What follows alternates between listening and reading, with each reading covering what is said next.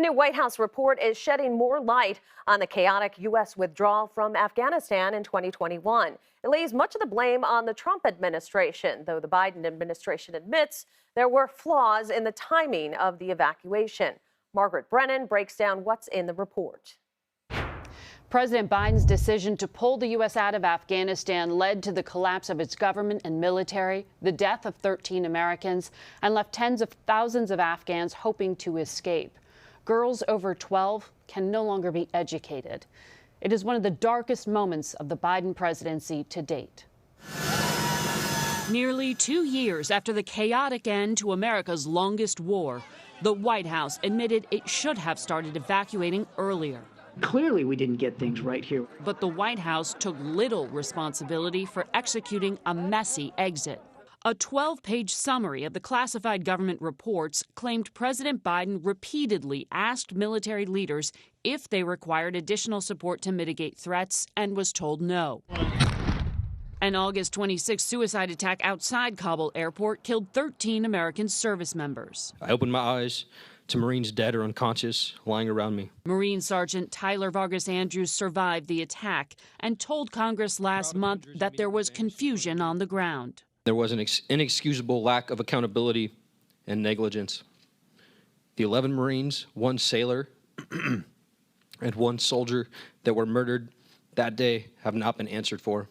The head of Central Command, General Frank McKenzie, told CBS in September that he advised President Biden against pulling out and warned the U.S. may now be vulnerable to a future terror threat. I think we've got certainly less than 2 or 3% of the intelligence capability that we had before we withdrew. The White House release argues the Trump administration's deal with the Taliban lacked detailed withdrawal plans and blamed the former president's decision to cut the number of troops there, as well as the Taliban's strength with having severely constrained Biden's choices. The summary is a snapshot of 2 classified reports submitted Thursday to Congress following a subpoena threat from Republican Congressman Michael McCaul, Foreign Affairs Committee chair. We need to get answers and accountability to the American people, the veterans, and the Gold Star mothers. You've got veterans that deserve a hell of a lot more of the truth. Lance Corporal Jared Schmidt died in the suicide bombing. His father said the 12-page summary is an insult. You're the president of the United States. The buck stops with you. It's your responsibility. Stop making excuses. The long-delayed White House release happened on the cusp of a holiday weekend, and there are no plans to make public the classified details given to Congress. Missing from this public summary is any mention of dissent from within the military, and there is no mention of a classified internal State Department cable from July urging that the evacuation be sped up. Vlad? All right, Margaret Brennan for us. Thank you, Margaret. CBS News senior White House correspondent Weijia Jiang joins me now. Weijia, what has reaction been to this report?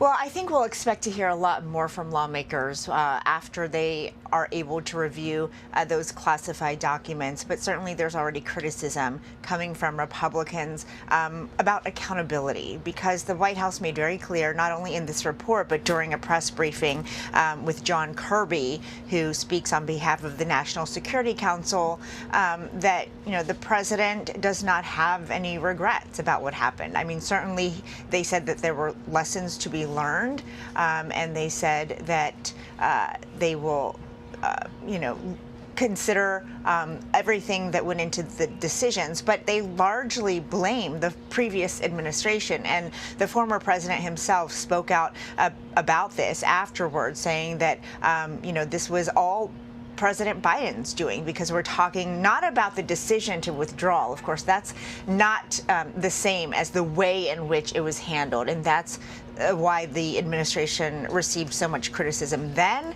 and so much criticism now. You might remember, the chaotic images that we saw, babies being handed over fences.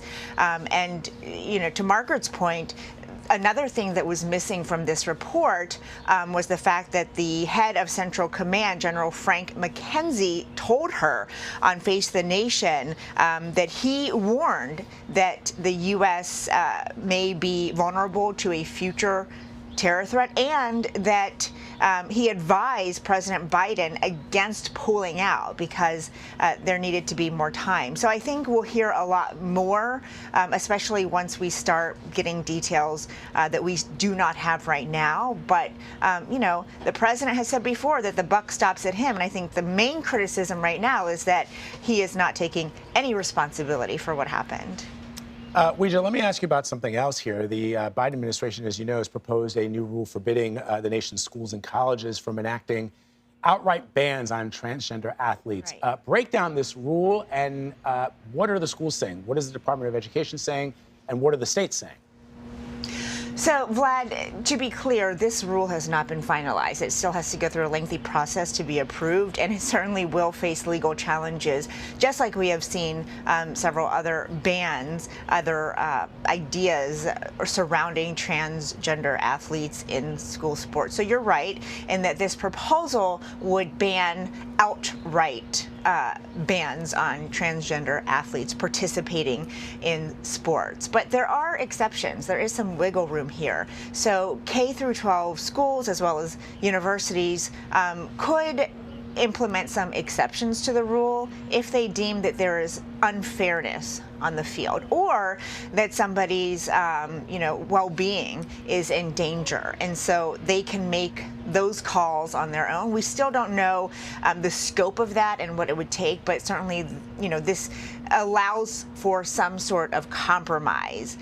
We should note that there are about 20 states that have already enacted bans, and so they will be the ones really caught up in these legal fights with the administration. So timing is everything. Why is this coming up now? Well, on the same day that the White House announced this, the Supreme Court ruled that a transgender girl in West Virginia could continue to participate on her track and cross country teams while the legal fight over that state law, which is an outright ban, continues to unfold. Earlier this week, we saw in Kansas that the Democratic effort to veto a bill that would do exactly the same thing was also overturned. And so this is an issue that is surfacing and will continue to until there is some sort of nationwide ruling on this. Now, under this federal proposal, it would be enshrined. The new rule would be enshrined under Title IX, which of course outlaws any discrimination on the basis of sex for college athletes. So again, there's a lot of friction here, a lot of different sides, but the White House has certainly drawn a very clear line in terms of where they stand. Vlad and Wendy? Weijia, thanks so much for the White House.